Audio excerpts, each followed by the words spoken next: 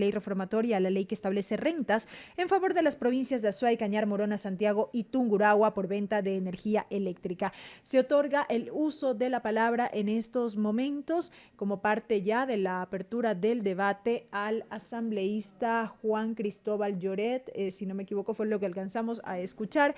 Él estaría conectado vía telemática, no estaría aquí de manera presencial en la Asamblea Nacional, pero está conectado vía telemática. El asambleísta Juan Cristóbal Lloret. En el Pleno de la Asamblea Nacional de las diferentes provincias de la región austral, de Azuay, Cañar, de Morona, Santiago, que le han puesto, digamos, un interés especial a este proyecto y yo debo reconocerlo públicamente. Quiero también agradecer de manera particular a los compañeros de la Revolución Ciudadana que han apoyado este proyecto de ley con sus firmas para que se pueda actualizar esta ley. Y, por supuesto, también reconocer y agradecer a los colegas asambleístas de la región 6, en especial a los 5 asambleístas de la provincia de La Suay, que también han apoyado con su firma este proyecto de ley.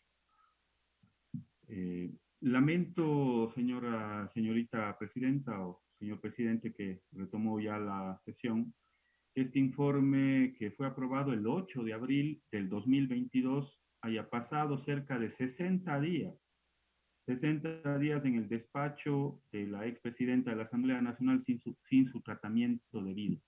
Lo mismo sucedió con el juicio político a Richard Martínez, que al final del día no se pudo procesar.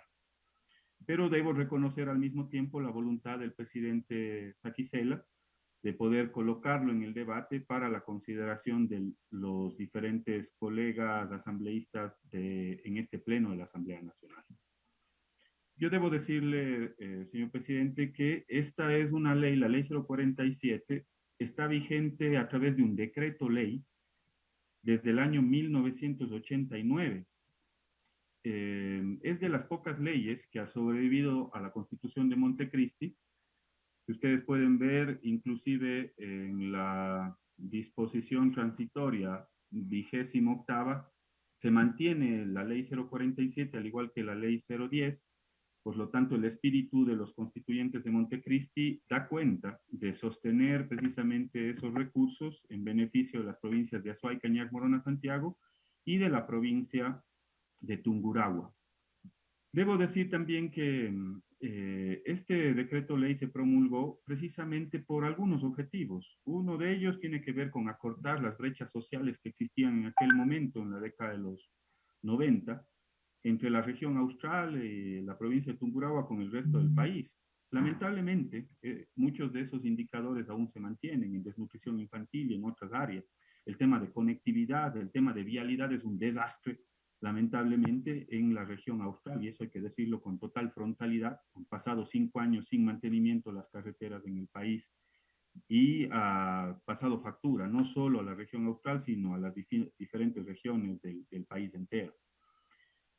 Otro de los objetivos que se planteó con la ley 047 tenía que ver con retribuir, digamos, a las regiones y a las provincias en donde se generaba en aquel momento, en la década de los 90, se generaba cerca del 90% de la energía eléctrica en la provincia de La Suay, en la región austral, y a través de las centrales de Agoyán y Pisayambo de la década de los 70 de Tungurahua y la presa Daniel Palacios, que se inauguró en el año de 1983.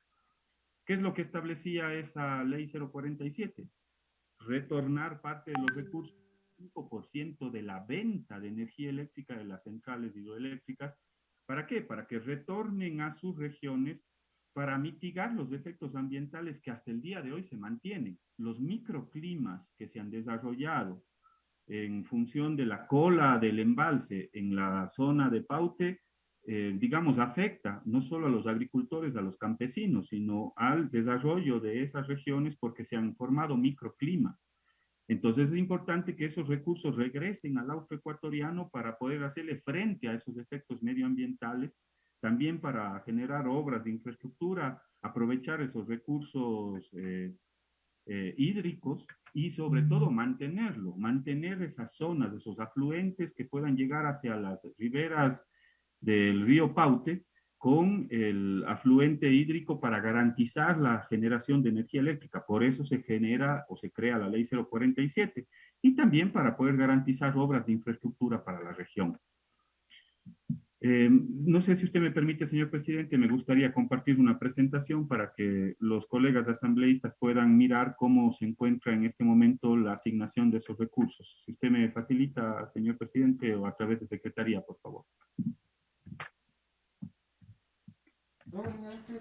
Estamos escuchando la intervención del asambleísta Juan Cristóbal Lloret, quien ha solicitado la proyección o el compartir la pantalla para poder justamente apoyarse en varios insumos como parte de esta intervención. Gracias, señor presidente.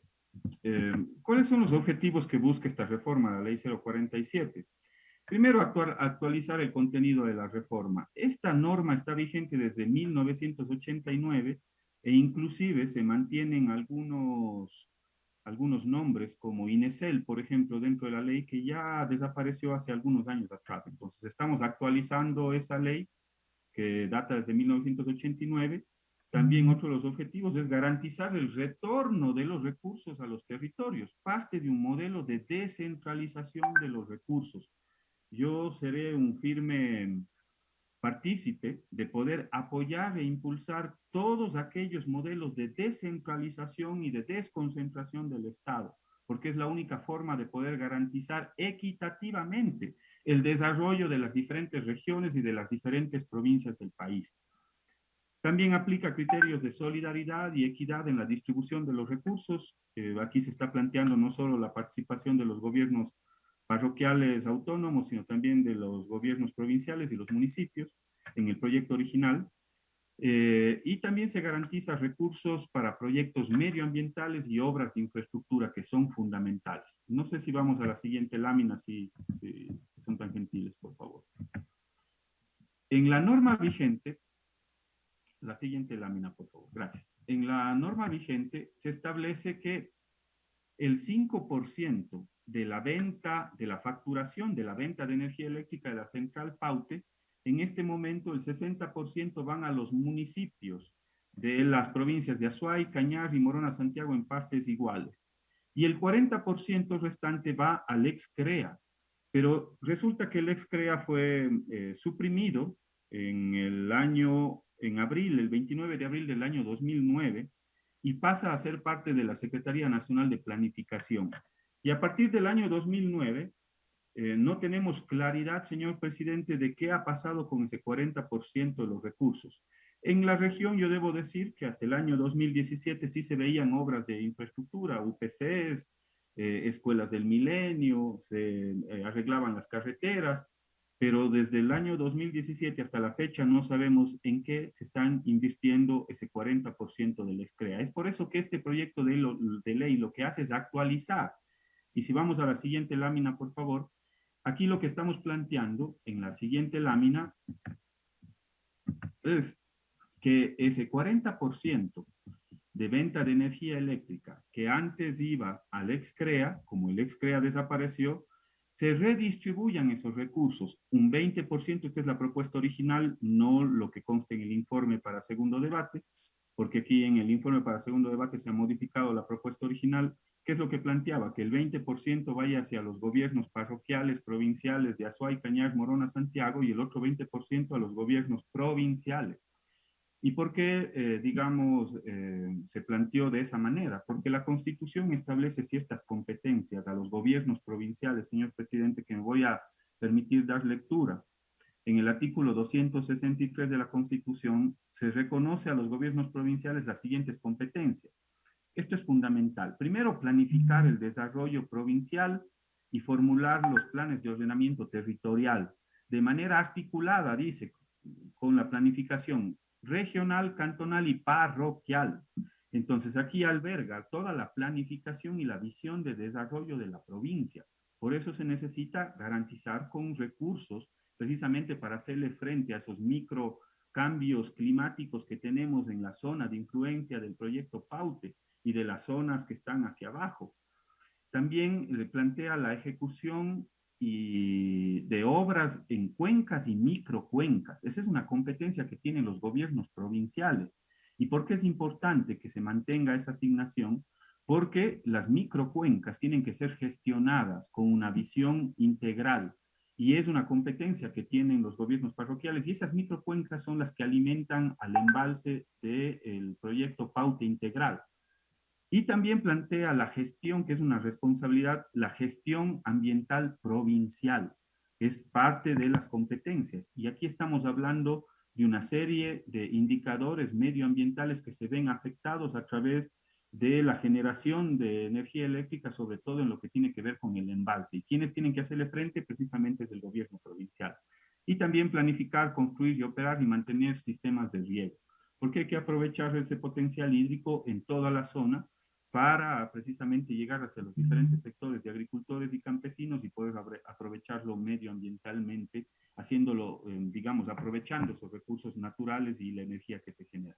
Por eso me mantendré, señor presidente, en un modelo, digamos, solidario, porque ahí están garantizados recursos para quiénes, para los gobiernos municipales, para los gobiernos parroquiales, que son los gobiernos de cercanía. Yo concuerdo plenamente con esa reflexión, pero también para los gobiernos provinciales porque tienen esas competencias que tienen que ver precisamente con el fin, con los objetivos del proyecto o de la ley 047 cuando se planteó. Y finalmente, no sé si vamos a la siguiente lámina, señor presidente, me parece importante rescatar, digamos, en la ley, en el proyecto de ley se actualiza la norma, no sé si vamos a la siguiente lámina, por favor. En el proyecto de ley Cuenta con un minuto, asambleísta. Gracias, señor presidente. Se garantizan dos cosas. La primera posibilidad de actualizar los nombres de las instituciones. Antes lo que era la generación estaba en INESEL, ahora está en SELEC. Y también se establece una transitoria única. Y yo concuerdo plenamente con su reflexión, señor presidente, en su proyecto de ley, que aquellos recursos que no han sido transferidos y se encuentran pendientes por parte del Ministerio de Finanzas tienen que reliquidarse.